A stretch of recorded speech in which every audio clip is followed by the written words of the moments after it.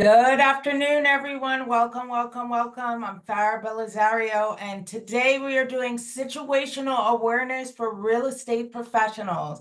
Gonna give a few more seconds for everybody to jump on in here, and then we'll get started.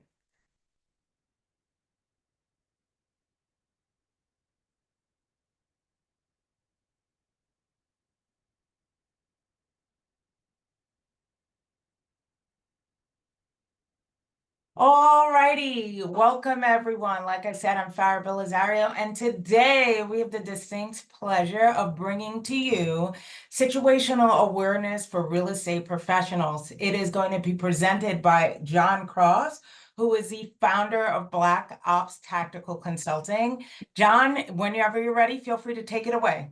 Thank you so much, Farah. Welcome, everybody. I'm excited to be here, and we're going to be talking about a really important subject today. But first of all, let me tell you a little bit about myself.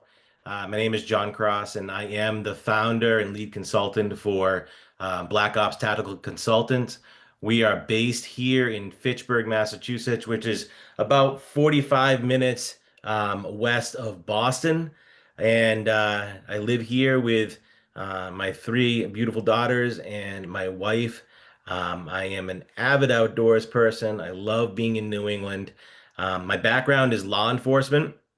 I had done that for a number of years and before I moved into executive protection, working with high value assets in both the Middle East as well as South America. And since then have worked in the training side of things where we're training folks on situational awareness, active attack response, de-escalation, and we're also doing a lot of work within businesses, schools, and houses of worship, conducting threat and vulnerability assessments where we are identifying gaps and identifying security risks where we can make considerations for them to prioritize and fix them. I love what I do. I have a passion for what I do. And we're going to talk about something today that's a little heavy, but at the same sense, hopefully it can be used to help you in the future with your businesses and what you do and keep you safe. And then a lot of it you can transition into your personal life as well. So what I'm going to do is I'm going to take myself off camera here because I don't want to be a distraction to what you are looking at when it comes to the slides and be able to go through the slide deck. So again, very excited about being here, very excited about what we're talking about. So we're talking about situational awareness for real estate professionals. And, you guys are in a business that I'm not sure if you know, or you might know that there are statistics out there when it comes to crimes against real estate agents and brokers. But let me just give you a couple of them that to start the slide deck, and we can talk about them a little bit further as we go into this. So in 2023, here's a number for you, 75,000 victims, real estate agents, 75,000 victims of crime in 2023 nationally. That is a crazy number. I know that there are a lot of real estate agents out there that work in the United States, but when I saw 75,000 as the number, preparing for your training and getting the updates from the NAR, I was really surprised to see that. And then over 30,000 of those were victims of violent crimes. Violent crimes being identified, everything from assault to murder to rape to a variety of other crimes. So, and then in 2024, they had taken a survey again through the NAR, and they said that 22% of realtors feared their safety, feared for their safety. So that's some crazy numbers, right? We're obviously in a job that puts us in isolated environments sometimes when we're doing a showing. Um, a lot of real estate agents are easily found. If you think about how we're put on the web and some of the platforms, a lot of times your pictures are there, your names, what towns or regions you're working in. And all that stuff is necessary, right, to be able to understand who I'm selecting for a broker or an agent. But in the same sense, you have people out there that are not necessarily thinking for the best intentions, right? A criminal is looking for target selection. They're looking for opportunities, and we're going to talk about that more about those subjects as in the understanding the predator portion of this. But being easily found, a lot of people think if you're a real estate agent, you're very wealthy. Uh, so I'm sure some of you are laughing, and some of you might be sitting back going, "Yep, it's a pretty good life." But there's that tier of getting to the point of success, right? You don't just become the wealthiest agent out on the street when you first start. But there is that perception that we're real estate agents and are right up there with stockbrokers and people that are wealthy. And then, of course, the obvious is the seclusion and being isolated, being in a room or a building or commercial or residential that is secluded. And then again, the people that are in that target selection process, they're observing that. They're looking for accessibility and they see what the perceived risk is for themselves and if they can get away with a crime. So let's move on to the next slide. And we're going to watch this video. This is a great icebreaker. It's one of the situational awareness videos I show to a lot of classes, so hopefully it plays well on your end. But just watch the video and follow the signs and see how you guys do with this little video that we're going to show.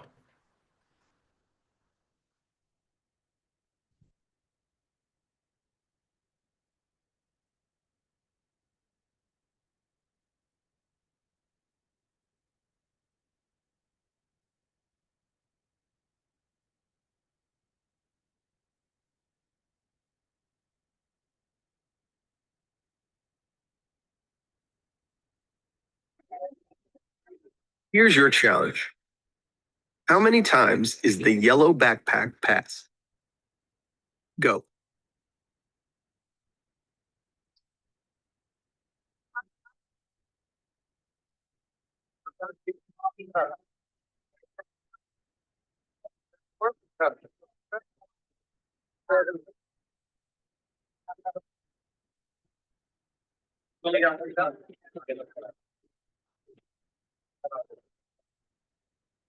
So the yellow backpack was passed 17 times.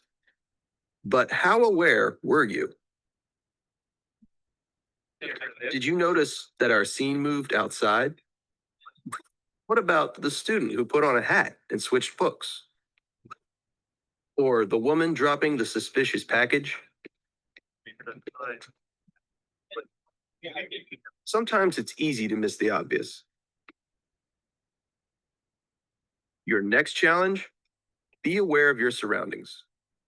If you see something suspicious, say something to local authorities. So I show that video to almost all of my situational awareness training courses. It's fun. It's a great way to be able to see how aware you really are. But situational awareness, you see it here as the importance of real estate, and it says situational awareness is crucial for agents and being able to anticipate potential risk. And I'm not going to read every word there for you, but basically what we're talking about is what is the observable warning signs that are out there that most crimes proceed. The situational awareness is a lifestyle. It's not paranoia. I do not want you all running around being paranoid, and we're going to talk about what that looks like in the Cooper color codes here shortly. But you have to be aware, but you don't need to be paranoid. You don't need to be walking on eggshells all the time. Take it from someone who lives a life of um, constant awareness because that's what I do. It's my job. I have a high value asset actually coming into town to Boston this weekend. Nationally recognized individual, and we're going to do a close protection detail for them. I'll work 4 hours and I'll be absolutely exhausted by the time I'm done for the fact. John, really quickly, if you could turn your volume up a little bit. Oh, I apologize. No, it's okay. Thank you. I think I'm all the way up. Is there another way I can hold on? No, that actually sounds much better. It does. Yes. Okay, fabulous. I'm sorry, guys. Let me go back here. So as I was saying prior, and please let me know if the sound goes out again. I apologize about that. Um, I'll be on detail for 4 hours this weekend coming up, and because of the effort and the mindset that we're going to be in, I'm going to be exhausted at the end. You do not want to live life like that. You want to be in a situation where you're able to understand what's going on around you, but you want to be proactive and not reactive all the time. Your mindset needs to have that survival mindset. And we say that, a good takeaway is, awareness equals preparedness plus mindfulness plus observation. And we're going to talk about that more as we go forward. But it's very, very important for you guys to understand what's going on around you and how it's happening. You can take this from what you're doing at work to your family, to going to the store. And, it's funny, um, we'll go out to dinner, and sometimes we'll go out to dinner with some of my former law enforcement buddies. And you go into a restaurant with four couples, and four of the guys are either still law enforcement or prior law enforcement, and there's one chair facing the door, facing the entrance. It's like we're playing musical chairs. We're all jockeying for that one chair. So it's pretty amusing to see guys, but we're doing that because we want to have that situational awareness. Another example is, I usually sit by the exit. I mean, I usually sit by the kitchen when I can. And do you know why? Think about why I would sit near the kitchen outside of the fact that I really love food and I want to see what's coming out next. But the real reason is that every kitchen has an exit. So I'm going to be able to get out if I need to, or get my family out or my friends out if I need to. That's the same mindset you want to have when you're going into a showing. And we'll talk about this here in a second. But it's really important when you get into a location, know the layout of what you have in front of you. First time going into a house, you should walk around. You should understand where the exits are, how to get out, how many exits there are. And I hate to put that um, perception or that pre-showing mindset on you, because it can be a little daunting. Like, oh man, I'm going into another showing, and John told me I had to think about this stuff, but now I'm stressed when I get here, and I don't want to be stressed because I want to be able to, share how great this house is and be able to sell it. And how am I going to do? Don't get wrapped up around the wheel. Just find the different things that you need to find, and you can see that on a checklist that Farrell will send out if she hasn't sent it out already that I made for you guys. Being able to see how to react if you need to. And that's all about situational awareness. You want to be able to you don't want to have to be in the situation where you have to fight your way out, or get out in a way that is dangerous. You want to see it beforehand so you can get out. I have a couple of people. Okay, you're putting this. I saw a chat coming up. I didn't know what that was, so I want to make sure I wasn't missing anybody. So let's talk a little bit about levels of awareness. So this is the Cooper color codes. It's used in a variety of places. Law enforcement and the military are famous for the Cooper color codes. And what this is levels of awareness that you should be in certain situations. And you can see in there the white through black. So we're going to start with white and we'll talk our way through it. So your level of awareness when you go into a showing, for instance. Picture yourself in a house. You're by yourself and you're with somebody that you're giving a showing to, or maybe it's several people that you're showing that came together.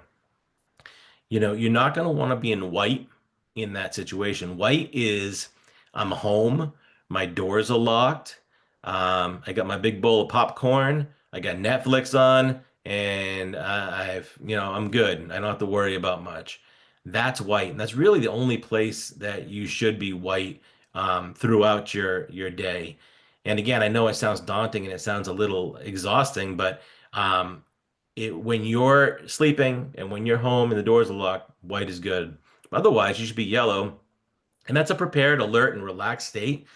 And that's going to be being aware of what's going on around you, seeing how people are coming into showings, talking to people, maybe that first meeting that you have with a potential client, you have it in a public space where you can kind of feel out and you have your up on awareness. Um, and you're really understanding what's going on. You're calm but observant, and you're scanning your environment. Um, I use the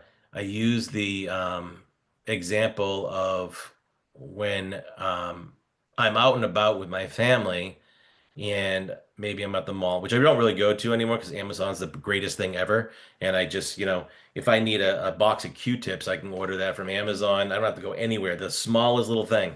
So I think we got a little spoiled when it comes to that. But the fact is, when I'm out, I'm in yellow and I'm looking around. And then if I see something, then I'm going to go to orange if it's something that I see as a threat. And orange is alert to probable danger. My daughter was walking across a park in Fitchburg with my wife and my other daughter, and she's 15. And you can imagine growing up in my house that there's a lot of training by default. And she was walking and she saw a gentleman coming across the parking lot and coming at an angle, just walking, but walking towards them as they're going around the track.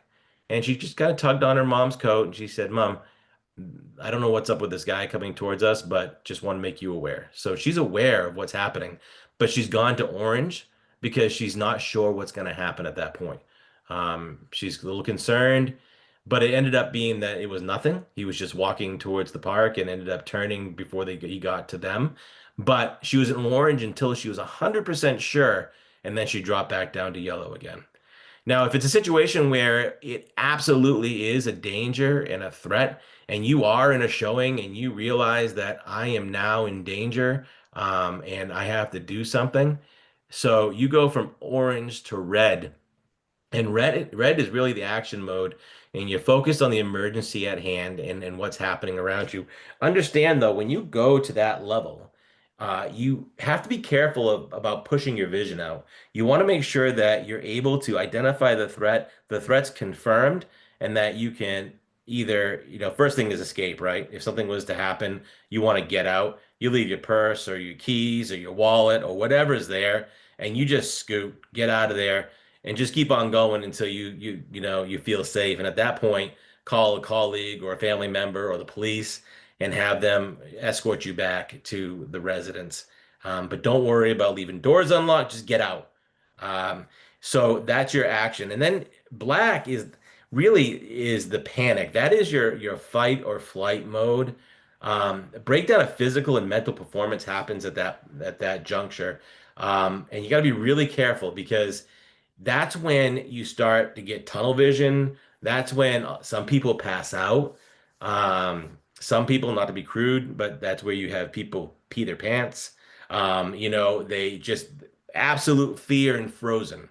So we need to make sure that we don't get you in black, that you are able to move and get out of it. And if you're with somebody else and they freeze, always giving them like a job real quickly can help with breaking them out of that cycle. For instance, if I'm with a coworker and I realize that we're both in danger and we're at this showing, and I can go to my coworker and say, run into the closet, barricade the door, get them out of that zone where they're locked out because they just need to get that wake up and just get moving again. So these are the color codes, and this works great when you're with your family too.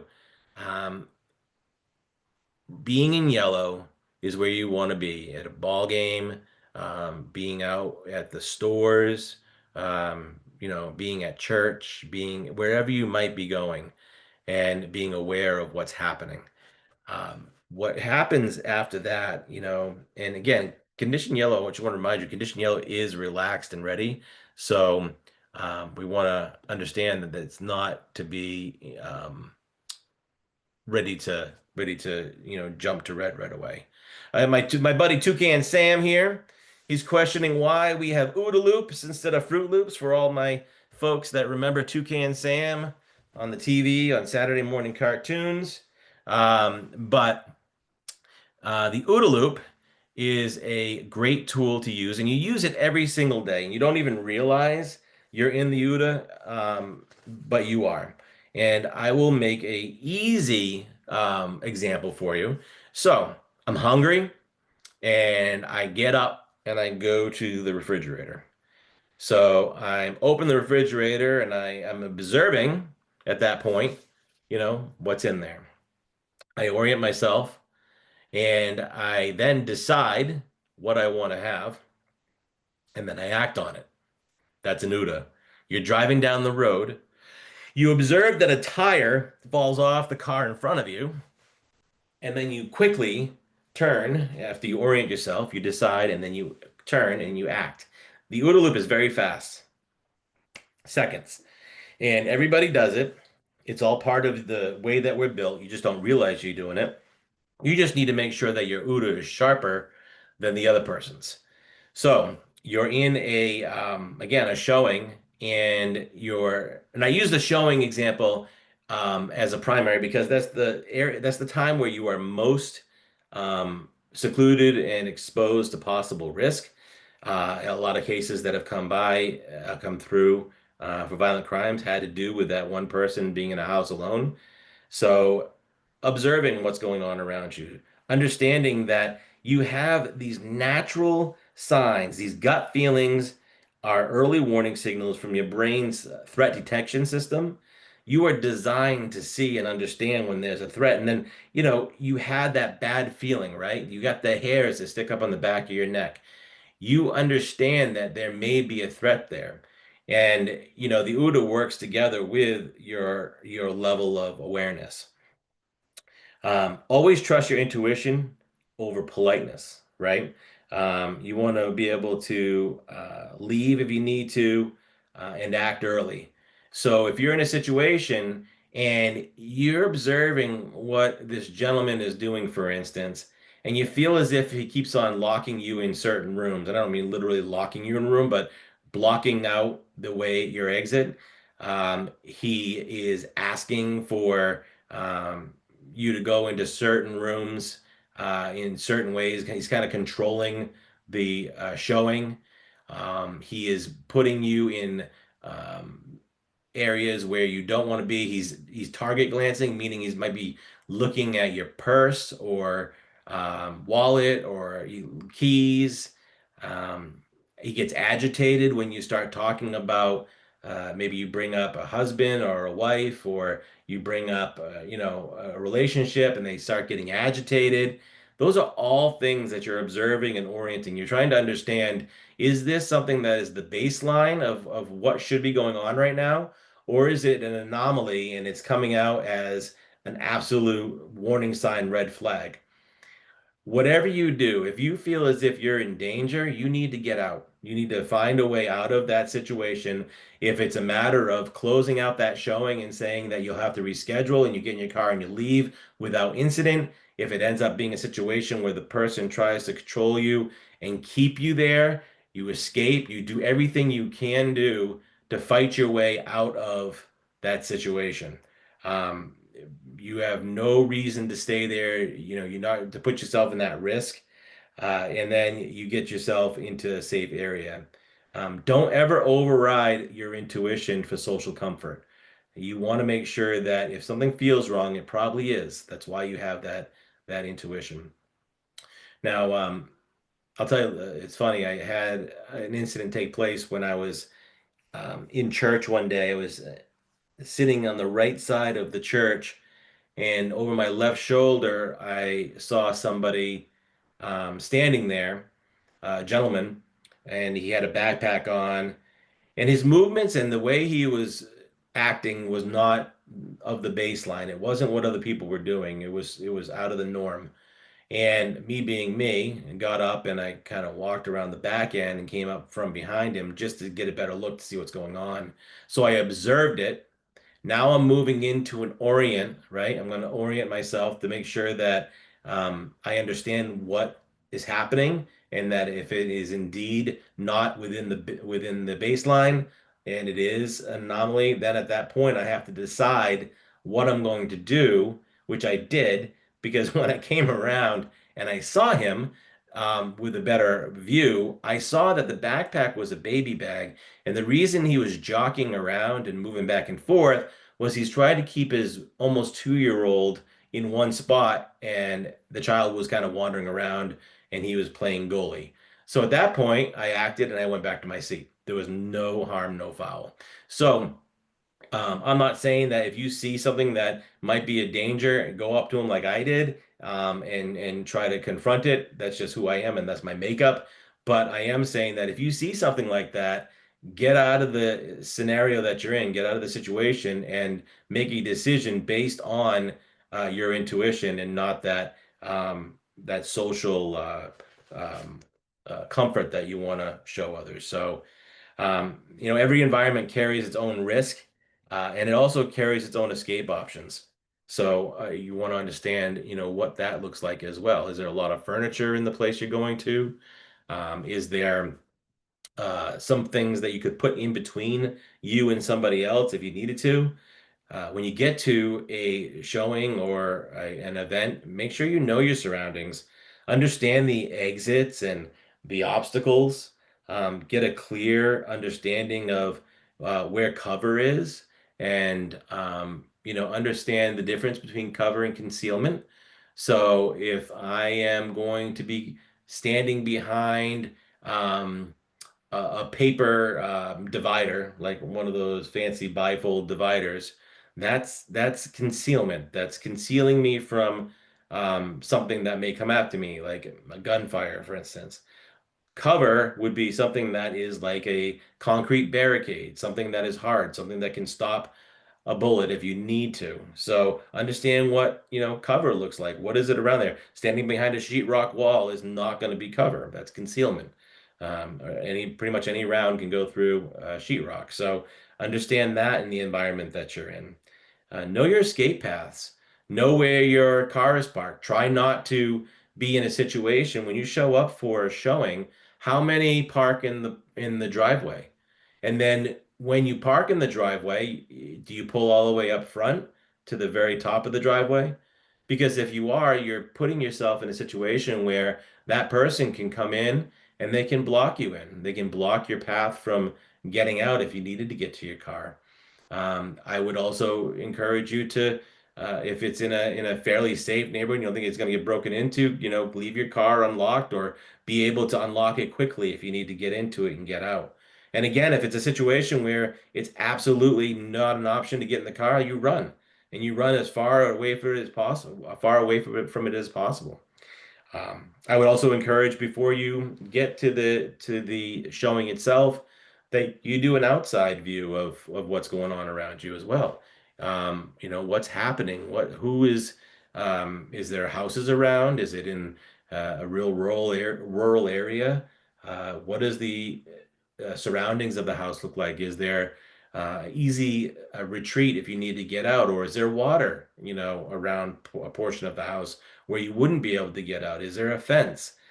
Could that person block you into the fence out back? So all things to think of when you're getting set up for a showing. Pay attention for transitions too. A transition would be an area from one spot to another. You may be in a house and there might be an alley going into a parking lot. That alley is a transition spot. So be careful of those areas too, if that's your escape spot, making sure that you can get out. And that goes for when you're out with, again, friends, family, whoever you're with. This situational awareness, again, takes you from work also to your personal life.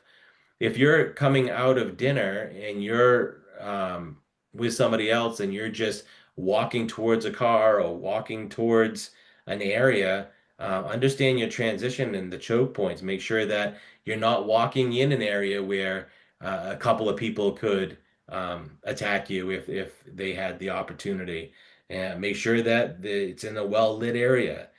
Make sure that the house that you're going to, if we're getting towards winter, and the lucky ones down in Florida don't experience it as quickly, but up here in New England, we see darkness by 4:30, and it's coming soon, and that depresses me. It makes me a little tired. But it feels like we went. Stop for a second. It feels like here in New England, it feels like we went from 90 degrees last week to 47 degrees this week, and it happened so fast this year. We went from Florida to the Arctic pretty quick.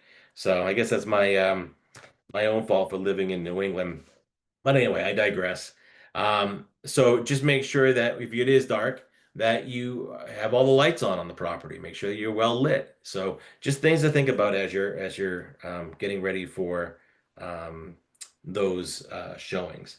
So some of the things that we want to look at are those behavioral red flags, right? You see it before it happens. Physical indicators to violent behavior.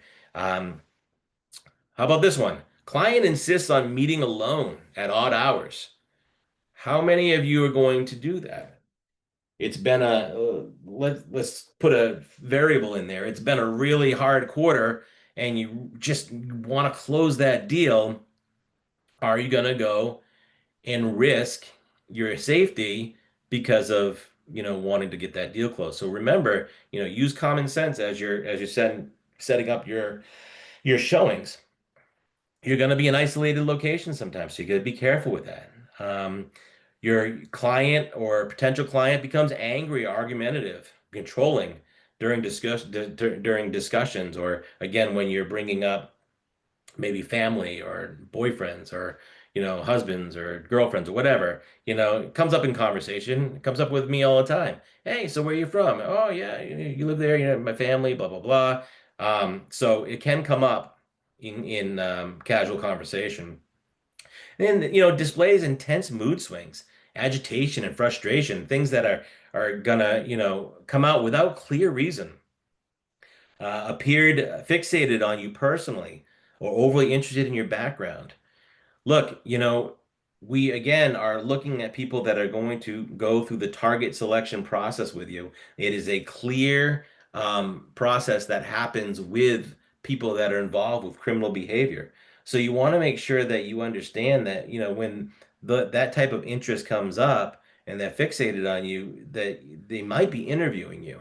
There might be a situation where they're starting to decide if they're going to select or deselect you from their target.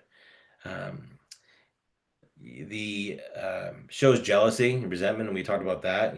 Why would a potential client be jealous over somebody that you first of all they just met you, and then you're just bringing that person up, and they get jealous.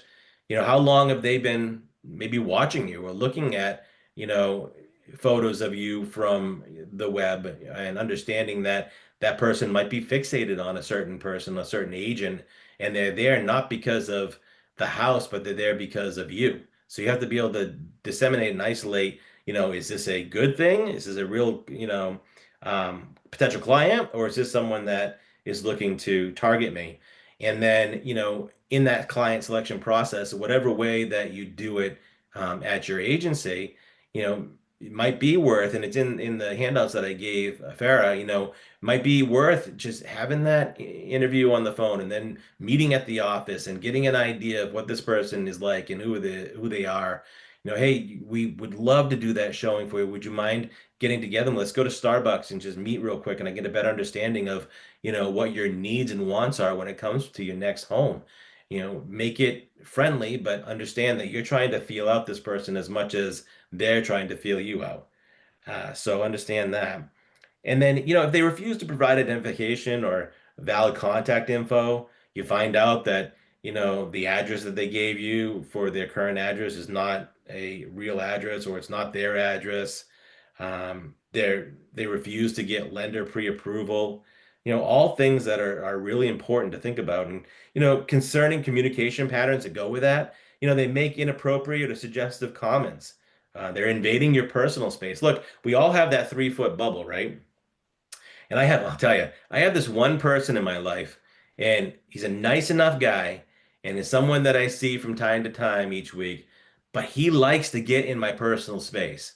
And it's just immediately uncomfortable for me. Again, he means no harm from it. He just doesn't know, social boundaries. So understand that, you want to make sure you're getting a good feel on inappropriate or suggestive comments or that personal space. Using hostile or intimidating and manipulating language. You owe me your time. You work for me. You're my agent. all that stuff that they're saying is not appropriate for communication with you and with your office. They become defensive and evasive when you mention safety protocols. I gave two lists, one checklist and one safety list to Farah. And if you pull out the template, there's actually a spot to put the client's name, and then go through a checklist. If they have an issue with your safety processes and procedures, then that's a clear sign that you need to, be careful, and make sure that you're taking care of yourself. Um, they bring up past acts of violence. They talk about some recent incidences that take place, or things of that nature. They may be just they may just be testing you and seeing what your answer is going to be when he brings them up. And I say he just generally, so don't think that I'm thinking every person that is involved with violent crimes or crimes in general is a guy. But generally, the stats show that males are generally more apt to conduct and commit these crimes. So forgive me, I'm just using it as a generalization. And then the expressing resentment towards agents, landlords, or the quote unquote the system. They start going down those conversations. Just be careful with that. Um, I know I'm throwing a lot at you, and it's kind of the fire hose tactic, and I apologize. Um, but you should be able to, I can share this slide deck too afterward to help out. Um, so unique safety challenges for agents.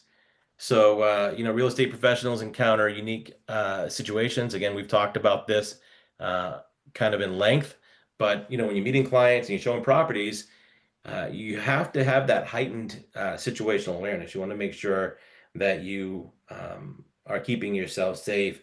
Again, I'll talk about the environmental and preparatory red flags that are there.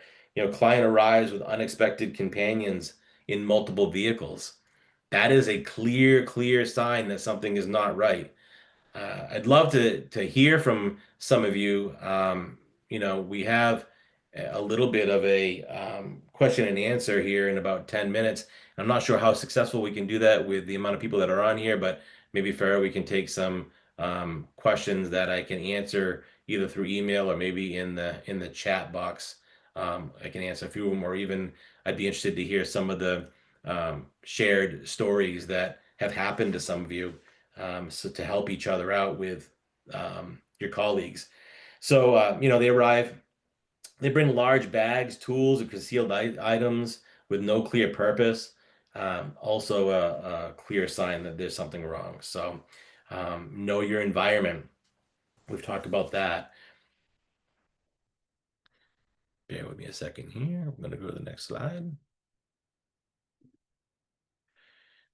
Okay.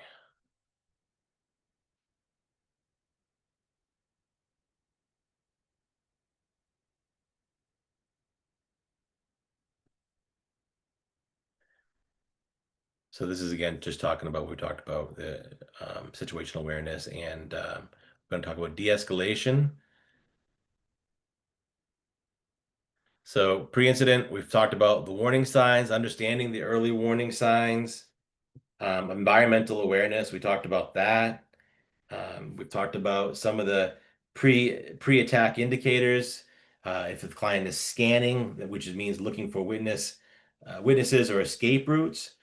Target glancing we talked about. Hands hidden. Guys, hands are real important.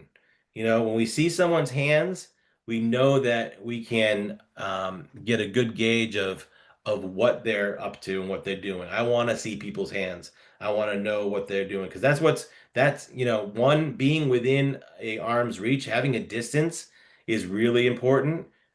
We talk about um, different laws and different, they call it a tooler in law enforcement, a 21-foot gap, which you wouldn't do in real estate, but keep a gap, keep some space so you can move and look for hands, see what they're doing. A predatory approach and closing distance Invasion of personal space we talked about in behavioral shift, sudden silence, pacing, shallow breathing. Excuse me. Again, looking around, trying to find a way out.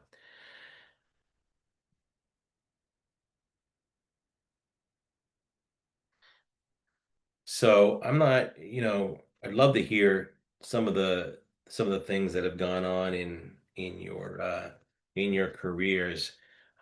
But common risks, again, signs of risk, agitation in behavior, controlling client, boundary violations, monitoring surroundings. You're in a very we've talked about this, a very risky environment with being alone. Maybe having, I don't know if you guys ever pair up on um, agents, if you ever do dual showings with maybe a mortgage broker. Sometimes I do that. That's also a good idea. But whatever you do, there are different games you can play. There's the what if game, and I play this all the time with my kids, and I bring it out a lot of times with my teachers and my school clients. But it's great for you as well because you can sit there, you can go in before the people show up and then just run through scenarios. Okay, what if this person comes in and they bring me to this room and they try to attack me? What if they show up with multiple people? What if, and then when you do the what if, you're going to, at that point, do a scenario where how do you get out? So if this happens, then I'm going to do this. If that happens, then I'm going to do this. What you have to be careful of is they have what they call the Hicks law. And the Hicks law states that if you have too many options and you're not proficient at any of them, just you're partially proficient at one of them, it can be even more of a risk for you. So whatever you end up doing or think you're going to do, just make sure that you have it down and that it's in your head to be able to act. But the what if game is great. I've done it with my daughters. I've gone into a Walmart when she was 9 years old, and I would say to her, okay, what if we get separated and someone is hurting people in the store? What do we do? And she'd look at me, and she's 9 years old, and she said, Daddy, there's two exits in the back. There's two exits, one on each side of the store. I'm going to run through the exit, and then I'm going to run and find somebody to help me, or I'm going to, go to the car or whatever our plan is. I do the same thing when we go to amusement parks and other areas. We were down in Disney last year and we looked at Magic Kingdom's map and I said, okay, what if you get separated and what if something happens? Where are you going? And then we put a plan together. I know it sounds like a lot of work. I know it sounds like I'm borderline paranoid, but I'm not. It's being prepared. Being prepared is going to keep you safe. It's going to keep you out of danger, and you're going to see the risk before it comes. Too many times we're walking around with our heads in the phones. Look at how people are engaged at the airport. Next time you're in an airport, walk around and see how many people have absolutely no clue on what's going on around them because they're in their tablets or their phones or their computers. Try to put your devices away uh, before you go to a showing. Try to put your devices away when you're engaging people so you can have a clear understanding of what's happening around you. And then you can know, if this happens, I can do that. Another game that is great and it's good when if you ever get together and do like a staff lunch or do something at the office. I don't know how often you guys do that. I'm sure some of you are pretty independent in what you do, but if you do, it's called Kim's Game, and that's KIMS, Kim's Game. And Kim's Game was developed through the CIA and a lot of the Central Intelligence folks, where they would put a box full of different items down on the table. It could be a paper clip, a pen, a stapler, a pair of glasses, it could be a mouse from a computer. And then you put it in front of everybody and they look at it for a few minutes and they take it all away. And then about an hour later, the mediator comes out and says, okay, so what did we have? And it helps with memory. It helps with understanding because if something was to happen, someone came in and they attacked you and you got away, would you have the wherewithal to be able to describe the person that attacked you? You want to be able to understand and see it. And if that was to happen, that's what you want to be doing. You want to be able to, you're going to be fighting, obviously. And I don't care what you fight with. You hit somebody with a Stanley Cup or a cell phone, it's gonna ring their bell for a second. So just fight with everything that you have because no one has the right to come in and hurt you, assault you. You're going to work to do a job, and these people are looking to victimize you. So we want to make sure that you do everything you can to get out. So whatever it takes to fight them.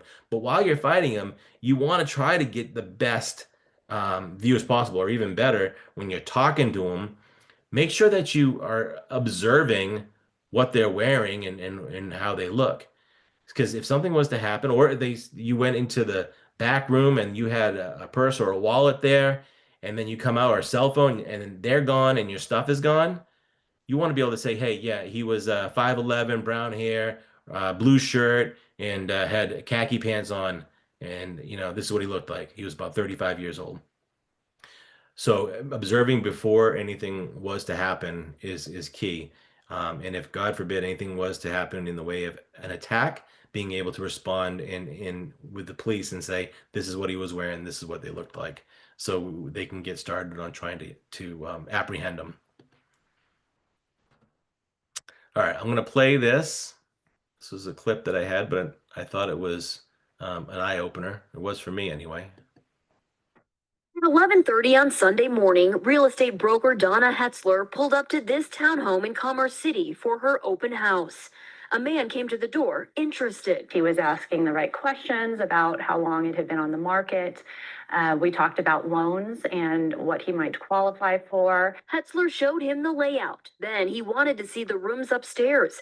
But that's when it all turned terribly wrong. At that point, we got into the master bedroom and he pulled a knife out. Cornered in the master bedroom, Hetzler said he laid out a knife and 6-inch rope. He wanted me to take off my ring and to go in the closet. And at that point, his intentions were deadly, in my opinion. Fearing for her life, Hetzler drew her handgun. As I drew my firearm and he saw that I had that, he doused me with bear spray. So at that point, I could not see, barely see, and my skin was burning. My eyes were on fire. And so I fired. Police say it's unclear if the bullet hit the man, but he was spooked and ran off. My primary purpose, obviously, is to capture this man.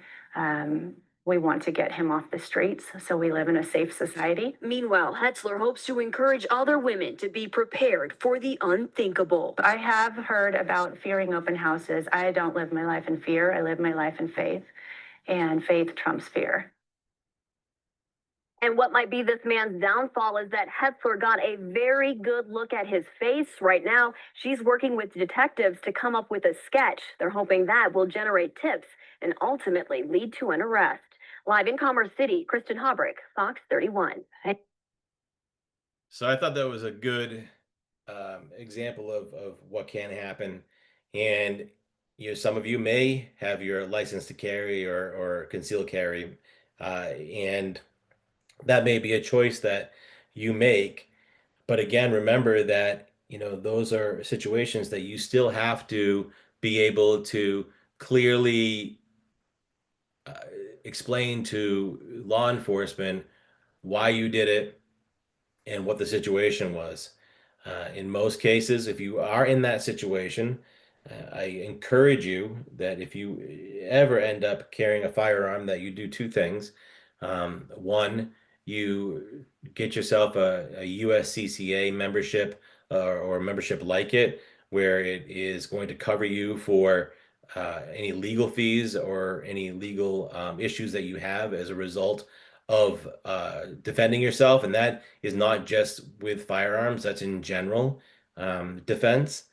And I would also make sure that if anything was to happen, and I'm from law enforcement, and this would still be my first answer, if somebody was to attack me and I ended up shooting them and they died, I would then tell the police officer, because they're going to come and they're going to separate me and they're going to want to talk to me. They're going to confiscate my firearm, and I'm going to say to them, I appreciate you're doing your business, your job. I appreciate everything you're doing and thank you for being here. But officer, right now, I just need to take a moment and I'm going to need you to contact my attorney. So do not say anything. Do not admit anything. Don't talk about anything until you have legal representation. It's very, very important. And I'm not saying, John's not saying shoot somebody. I'm saying that if the situation ends up to be that you do discharge a firearm, that there are steps that you should follow and be careful with as a result of. Here in Massachusetts, I know that, and I carry a firearm every day. So I know that if I am to discharge a firearm and it results in the death of somebody, that they're going to arrest me and they're going to bring me down to interview, and I'm going to tell them, I appreciate everything you do. Thank you for coming. I need to speak. I need to have my lawyer here before I say anything. So it's not admitting it to guilt. It's not saying that you're guilty of anything. It's just protecting you. So just a side note, because that woman had said, she had had a firearm. Again, scenario agent, here's just a quick scenario at an open house. Client appears distracted and impatient during the visit. Client's frequently glancing at exits and surroundings. Client insists on order of rooms and showing unease. So I want you to ask yourself, just for a moment, what would you do in that situation? What would you do if all of a sudden the client seemed agitated and then the client started to get into your space? How would you react? How would you get out of that situation? This is where the what if game comes in. They're monitoring, you're talking and they're monitoring their phone, frequently glancing at exits and surroundings. What are they looking for? Why are they constantly looking towards the door? Is there something that's about to happen? Are they about to steal something or rob you? Are they going to, because they're looking at the exit, they're looking for a quick escape? And then again, client insisting on the order of rooms. The client may have already looked at the house. Think about where you can go. Think about Zillow and all the other platforms out there where I can go and I can look at a house. Even if the house isn't for sale right now, I can still look at the inside of some houses and get an idea of the layout and understand where I could probably take you and, where no one will hear you and, or hear me.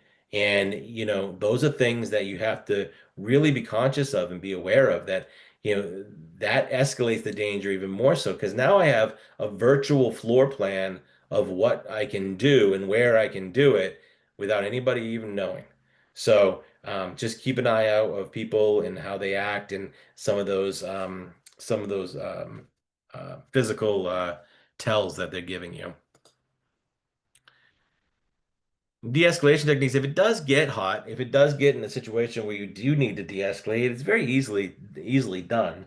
And we want to do that with just being calm and being positive and being able to have a good conversation with them. They might be getting upset over something that has nothing to even do with the particular showing that you have. But avoid conflict when possible. I'm just gonna slide over to the next deck here. Avoid conflict when possible. You want to use verbal de-escalation and confident communication. Stay calm and composed. Use a steady voice. Let them know you understand their needs. You understand that they're upset and that you're looking to do anything you can within reason to be able to help them. Maintain distance. If they become agitating, you're trying to de-escalate, put a couch, a counter, something in between you and that person. Again, God forbid if something happens, you need time to get out. So if there's a counter there, if there's a couch, if there's a large object, just make it casual and then stand behind it and separate them from you. Again, project calm authority and control and don't feed aggression with emotion or defensive reactions. Um, if they get upset about the showing or they felt like they were misled in the showing, and don't get defensive. Don't get in a fight with somebody. Don't get in a verbal confrontation. Just understand that, they are upset. Use empathetic statements. I understand. Let me see what I can do. Is there another house? Maybe I misunderstood what you were looking for. Please, let me find something else for you. And then still making sure that you need to have that separation physically if something was to get really volatile. Again, we have the couple examples here, acknowledging emotions, validating feelings can diffuse tensions effectively. There's been so many situations where I never had to resort to violence or confrontation with somebody when I was in law enforcement because I understood and acknowledged their emotions. And I was able to get an idea of where they were coming from. Now, they still may have ended up in cuffs, but at least it wasn't something where we were tussling on the floor. Maintain composure. You want to be able to uh, keep the client relaxed or try to get them relaxed again. And then, suggesting a break, offering pauses can lead to productive resolutions as well. So, you know, what if it's a conflict between a couple, right? One likes one thing and one wanted a blue bathroom and the other wanted a red bathroom or whatever it might be. And they start going at it and they may already have tension from when they left their house. And that spills over to your showing. Offer that opportunity for a break. Say, hey, listen, um, let's take a moment. You guys can discuss, if this is if this house fits your needs, and if it doesn't, then let's look for something else because there's plenty out there. Even though in my area, this doesn't seem like there's any inventory whatsoever, but I'm sure in some places there's a lot of houses that are for sale right now. But either way, suggest something to help them through that potential problem or situation. So understand too, people are bringing baggage in. They're bringing things in from their homes, from their work life. The people that you may be talking to yesterday could have been on the verge of a divorce. Who knows? Deaths in the family. So have that empathy. Understand that they're not necessarily upset at you or the situation, but they are upset nonetheless. So you want to make sure that you manage that the best you can. And that's your general communication tips, right? Managing difficult situations, showing empathy, we talked about. Setting clear boundaries with your clients is going to be very important, especially if they start going down the path of wanting to know more about you and, start making comments that are strange. Make sure those clear boundaries are set. And then, you can foster positive outcomes from those challenging situations. Personal safety checklist. I gave you all, and I'm not going to read through them all, but I gave you all personal checklists that Farah put up in the chat box. Please take those and use them. One of them is the real estate pre-showing safety. And this is just giving you a checklist of things that you should think about, before you go on a showing. You can take this information, put it on your own letterhead, whatever makes sense for you. But please, utilize it and use it. I think it'll be beneficial for you. And the other item that we have is the checklist, which I truly believe is going to be a great tool to have. It's a template that you can use. It's the safe showing plan template for real estate agents that we developed. And then on the top, you can use this in your agency. Again, put your letterhead, take mine off, take the content, put it the way you want, but it gives you an example. And you can keep these on file, right? So people in your office know where you're at. They know what's going on. They have the client information. It gives you all the pre-showing steps like, verify client's identity or park in a visible, well-lit area. I know it seems like common sense. Like, why, John, why are you telling me to park in a well-lit area and have a checkbox for that? But these are things that you may not think about when you're going and getting ready to do a showing. Keep your phone fully charged. I'm going to give you another scenario. We only have a couple more minutes left here, so I'm going to go through it and then hopefully be able to answer some questions for you guys. But you have your phone, make sure it's charged. If you're in a situation where you are isolated, you're showing a house where there's nobody else around, something happens, you have to get out, your phone, you might be somewhere, you might be in the woods for several hours, or a day, who knows, from trying to get away from somebody. So have a phone that works, that has a light on it that you can use if it's nighttime. So make sure that those tools are charged and ready to go. And then it goes all the way through to, during the showing and post showing and so on and so forth. So please use those as you feel fit. I hope they're beneficial to you guys and they work out well. Again, we just talked about the checklist. So that really concludes the seminar or the workshop. Final thoughts I have is, just be prepared. When you're prepared, it equals freedom and not fear. Living aware allows you to move confidently through the world and not anxiously. And then, being able to have that, know that violence is predictable, that awareness beats reaction every time. If you're aware of something, you don't have to react, you just get out. And then, trust your intuition. And, if you do end up in a situation, end the showing immediately, move toward an exit and stay in public areas, call a colleague, supervisor, or 911, and always log meetings, client info, and property addresses in your office system. I don't know what system y'all use, but I will say that it's very, very important for others to know. I'm gonna put myself back on video here. There I am. To know where you are, what you're doing, and how you're doing it. I want all of you to stay safe. I want all of you to be successful in everything that you do, in the work that you do. And in order to do that, we need to make sure that you are aware and that you're not paranoid and you're prepared for every single day. So just like bringing your briefcase, your computer, and your all your listings, make sure you're bringing your preparedness with you as well. So thank you so much for today. I really appreciate you guys taking time with me. I hope that I can help you again in the future. But that's the end of our presentation. Thank you so much. That was amazing. Thank you for joining us, everyone. Have a great day. Bye. Take care.